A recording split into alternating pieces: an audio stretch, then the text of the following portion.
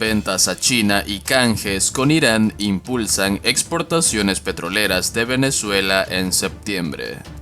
Mayores envíos a Asia a través de intermediarios y crecientes intercambios de cargamentos con Irán impulsaron las exportaciones de petróleo de Venezuela en septiembre, a su tercer nivel más alto este año, según mostraron documentos internos y datos de seguimiento de tanqueros.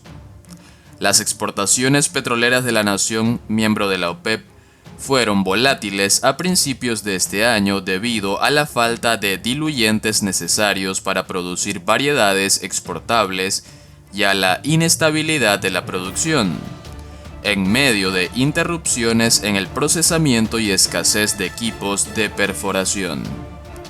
Pero la producción y las exportaciones de petróleo recuperaron su equilibrio en el tercer trimestre, ayudadas por suministros de condensado y crudo de Irán a la estatal PDVSA, así como por entregas de crudo pesado y fuel oil venezolanos a empresas estatales iraníes.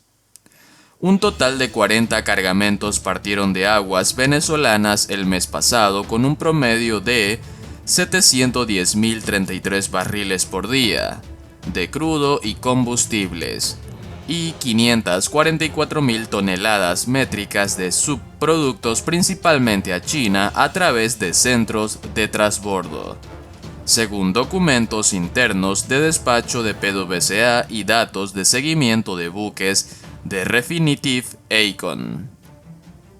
Gran parte del petróleo fue adquirido y revendido por empresas sin antecedentes en comercio de crudo. Estos intermediarios que organizan el envío, pago y compradores finales representaron el 79% de las exportaciones, según los documentos de PDVSA. Las exportaciones de septiembre representaron una caída de 13% desde el récord del mes anterior de 816.450 barriles por día, pero fueron un 75% más altas en comparación con el mismo mes del año pasado. En el tercer trimestre, las exportaciones de PDVSA y sus empresas mixtas subieron a 600.000 barriles por día desde 595.035 barriles por día en el trimestre anterior y 573.780 barriles por día en el primer trimestre del año.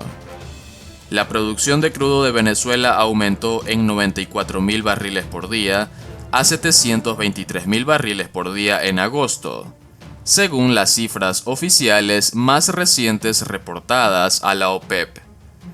3 supertanqueros tipo VLCC fletados por Irán llegaron a aguas venezolanas el mes pasado con 3,9 millones de barriles de crudo y unos 2 millones de barriles de condensado. Venezuela entregó a cambio 1,78 millones de barriles de crudo pesado y 928.000 barriles de fuel oil a Irán, mostraron los documentos. En total, Venezuela ha recibido este año más de 24 millones de barriles de Irán y entregado unos 21 millones de barriles a compañías de ese país en virtud de un acuerdo de canje firmado en 2021, que se amplió a principios de este año. El suministro iraní ha ayudado a PDVSA a impulsar las operaciones en su principal región productora de petróleo, la Faja del Orinoco. Pero los bajos inventarios de crudo ligero local para mezclar y frecuentes cortes de energía continuaron afectando las instalaciones de PDVSA el mes pasado, según uno de los documentos. Las exportaciones a Cuba cayeron a 36.000 barriles por día en septiembre desde los 81.200 barriles del mes anterior. Por otro lado, estadounidense detenido en Venezuela estaría en huelga de hambre según defensora de derechos humanos. Biden firmó en julio una orden que se enfoca en reforzar el apoyo a familiares de los detenidos y permite a las agencias federales imponer sanciones a personas y gobiernos responsables de detenciones injustas. Gerald Lloyd Kennemore, un ciudadano estadounidense detenido en Venezuela desde principios de este año. Tendría 9 días en huelga de hambre en el sótano 3 de la Dirección General de Contrainteligencia Militar, denunció la defensora de derechos fundamentales Tamara Suju, directora ejecutiva de Khasla Institute. La Voz de América no ha podido validar con otras fuentes la denuncia de Suju, quien advirtió en agosto que Kenimore habría intentado suicidarse en su celda en la DGCIM, instalación donde, asegura, los presos políticos son sometidos a torturas blancas y psicológicas constantes.